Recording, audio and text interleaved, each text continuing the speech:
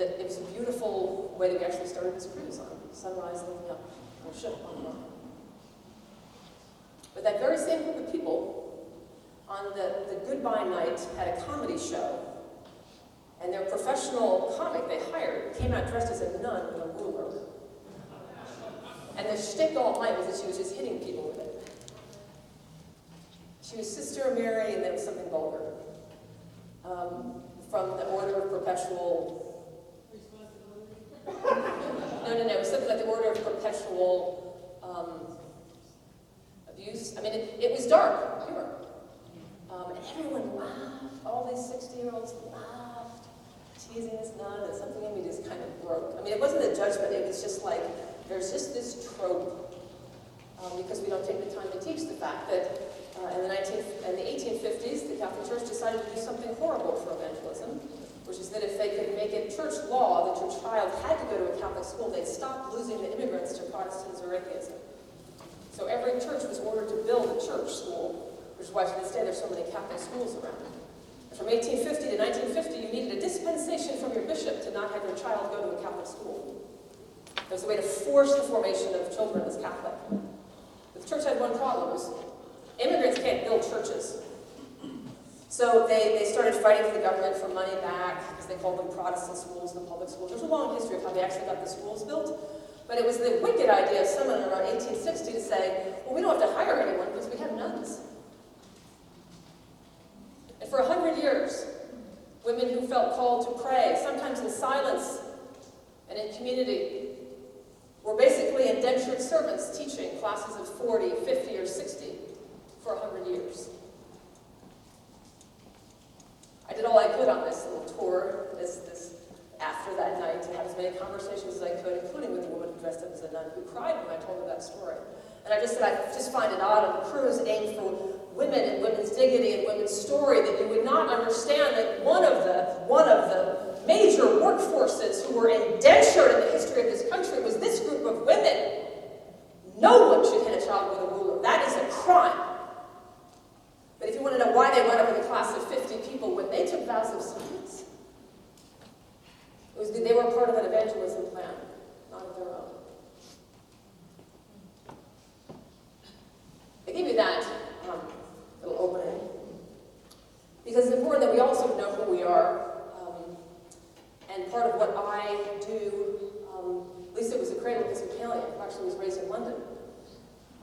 Her father was an international worker, so she's Californian by birth, but really spent most of her life till college in London.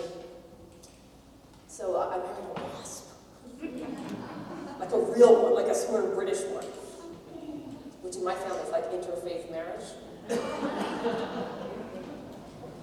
But we bring a knowledge of and experience of the Episcopal Church that is as representative as many of your congregations. No one really has a fixed statistic, but at least, I'm tempted to say, at least half of the Episcopal Church is a former Catholic. We are the largest denomination in the Episcopal Church. And less do you have Lisas, like cradle Episcopalians. She's become the extreme minority in the Episcopal Church.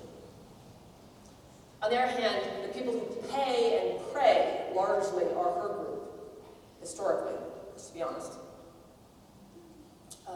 Altar Guild, they tend to be passing on the traditions. So that's a small group, but it's a disproportionately powerful group.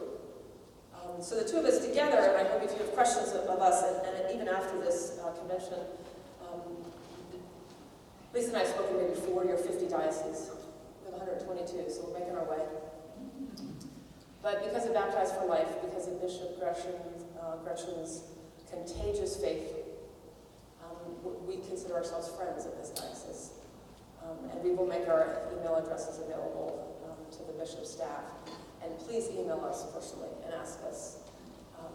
What is happening in your diocese is rare. It is rare. Both the resources you have, and when I say resources, I mean human resources. The courage, the faith, the hope, the love. We've been excited to come here for the last year. And because we have other dioceses we go to in the coming months. And this is not a you win, they lose. Do you hear what I'm saying? It's just, they're in a different, it's more like CPR. And here we just sort of feel like we're sitting on the Rhine with you on a cruise talking about where we want to go next. So your diocese is known as a place not where everything is going well, but where there is a hunger to know God. I know that sounds simplistic, but I really, really mean that. I've been in churches this large or twice this large with 10 times as many people, and it's an open question whether or not that community, and I mean after I've asked them to raise their hand and identify whether or not they're looking to be closer to God. So this is just, I'll get choked up. What you have here in Spokane, for those of us that study church, is feeding it to us, as I hope it is to you.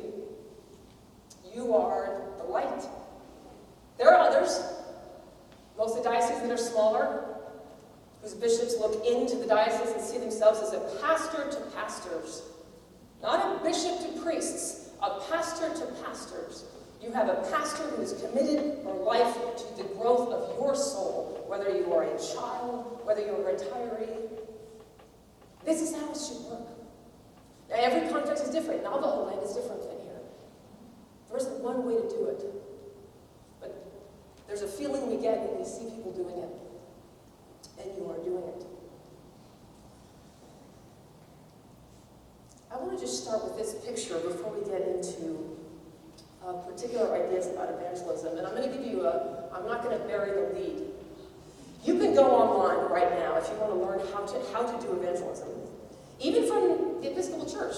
There's like a whole, have you seen it? Like, if you like to drag down menus, you can drag down menus about evangelism on our page. I've written some of that stuff. It's good. That's not what I mean. You know what I mean.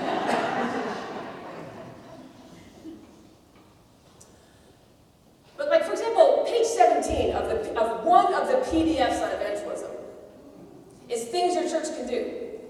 Like go on a prayer walk, have a knitting ministry or whatever. There's 31 things on the list. But it all fits on one page. But the older I get, the more ridiculous it is when I think of going into a congregation and handing them a list of 31 things and saying, like, pick some. I like coffee. Well, you do all the ones in the coffee shop. I garden. Goods. You start the victory garden, the good news garden. 31 things. Remember, it was illegal to whip anyone more than 39 times in Rome, which is another way of saying that's a big number. And what are we doing? What's the larger? What if I give you a list of 50 things? Or 5? So, this talk is not going to be about those kinds of, here's 3 things you can go do. I will be giving you a charge of things that you can do, but it will not be a to-do list. Because those exist. In every denomination, including ours. So you didn't take a shower and park and come out in the rain today, I hope, to hear that, because you can get that on the internet.